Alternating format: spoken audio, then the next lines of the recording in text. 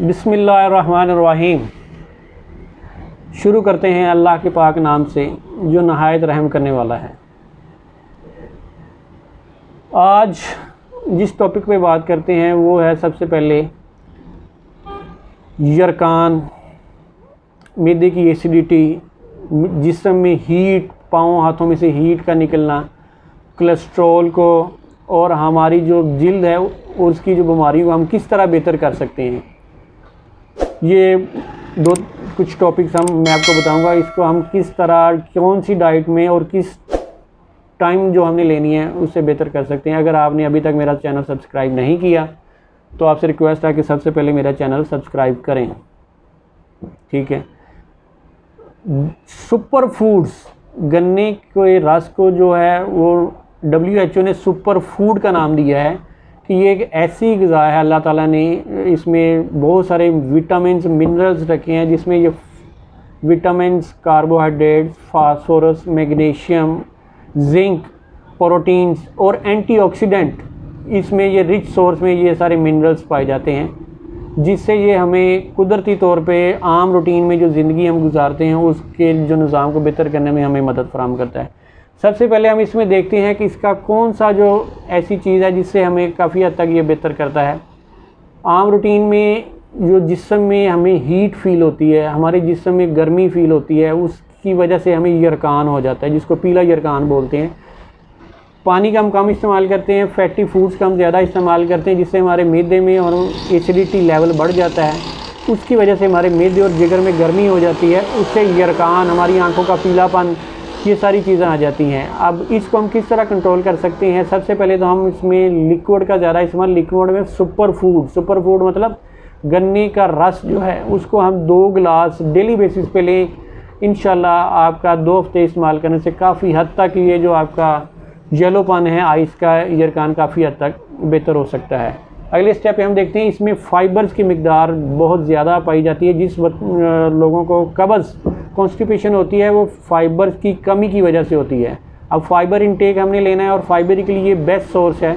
ये हम दोपहर के टाइम 1 से 2 गिलास रूटीन में लें, उसमें लेमन ऐड करें, जिससे हमें एंटीऑक्सीडेंट का भी उसमें होगा। एंटीऑक्सीडेंट क्या करता है, हमारे जो फ्री रेडिकल्स होते हैं जो हमारे जिस्म में फाजल मादा होते हैं उनको ये यूरिन के ज़रिए एक्सक्रीट कर कराता है और हमारे जिस्म में जो निज़ाम, हमारी जो ख़राबियाँ पैदा करते हैं उनको ये काफ़ी हद तक बेहतर करता है। अगले स्टेप पे हम देखते हैं ये कोलेस्ट्रॉल क्या है। कोलेस्ट्रॉल ये बेसिकली एंटीऑक्सीडेंट के तौर पे काम करता है। उससे हमारी जो रतूबत होती है, जिसमें जो चर्बी होती है, वो उसको कंट्रोल करने में मदद देता है। कंट्रोल किस तरह करता है, जो बैड कोलेस्ट्रॉल है वो चर्बी बढ़ाता है, वो जो गुड कोलेस्ट्रॉल है वो चर्बी को कंट्रोल करता है और उसकी जो सर्कुलेशन है उसको बेहतर करता है। ये दोनों चीज़ों को मतवाज़न रखने में हमारी मदद फराहम करता है। अगले स्टेप है ये किडनी की सर्कुलेशन है। हम अगर पानी कम पीते हैं तो किडनी की सर्कुलेशन डाउन हो जाती है। हमारा जो फिल्ट्रेशन का निज़ाम है, जो किडनी फ़िल्टर करती है, वो क्योंकि इसमें ग्लोमेरुलर फिल्ट्रेशन है, एक ऐसी प्रोसेस होता है जिसमें ये हमारे सुक्रोज़ और कैल्शियम और मैग्नीशियम ये काफ़ी मिकदार में हमें चाहिए होते हैं। अगर हम ये नहीं लेते, आम रूटीन में पानी का कम इस्तेमाल करते हैं, उससे फिर फिल्ट्रेशन सही नहीं होती। हमारा जो यूरिन है, हमारे जो वेस्ट मटेरियल हैं, वो हमारे खून में से सही तरह फ़िल्टर नहीं हो पाते, इसलिए किडनी के ऊपर लोड पड़ता है। ये किडनी को ताकत फराहम करता है और इसके जो फिल्ट्रेशन का निज़ाम है वो काफ़ी हद तक स्ट्रॉन्ग होता है।